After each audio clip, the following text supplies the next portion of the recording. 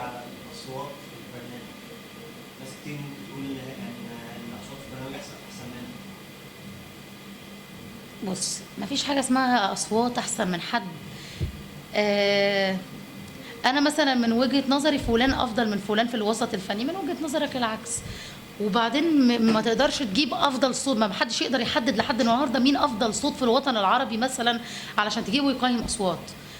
كل ده فيه اختلاف. هي نجمة وذو قدر كبير وجابوها تقيم فنانين صاعدين بغض النظر عن قيمة موهبتهم قد ايه. الست دي اللي بيشوفها على التلفزيون طبيعي بينتقدها بدون اي كلام اي نقاش، وانا كنت واحده من الناس دي اللي انتقدتها قبل ما اروح عرب ايدل لما قلت يا بس. واكتر حاجه كانت عامله لي فوبيا عرب ايدل كانت هي احلام. ولكن انا بقى بعد ما روحت عرب ايدل اكتشفت حاجات كتير قوي اتعلمتها في حياتي بقت معايا دلوقتي، اني ما اخدش بالظاهر ابدا وما اخدش من الشاشه. في ناس انا بشوفها دلوقتي على الشاشه ملايكه، مجرد ما اقابلها وجها لوجه بكتشف العكس تماما.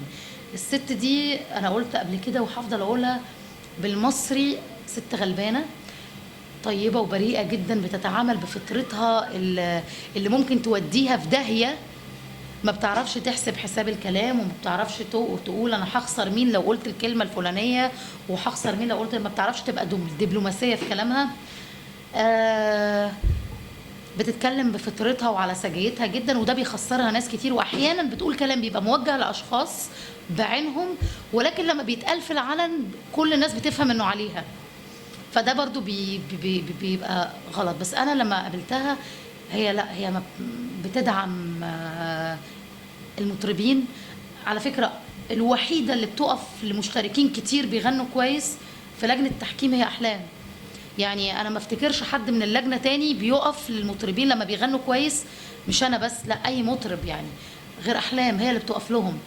في مطربين بيستكبروا ان هم يقفوا للمطربين التانيين لما يغنوا.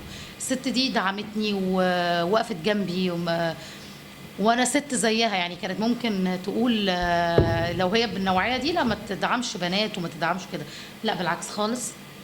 اللي بيتعامل معاها من قريب ست ودوده جدا، بتحب الناس.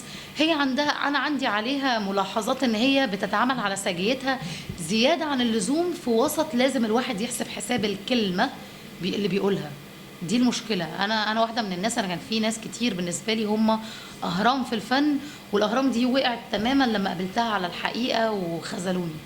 فتعلمت ان انا ما احكمش على البني ادم من ورا شاشه.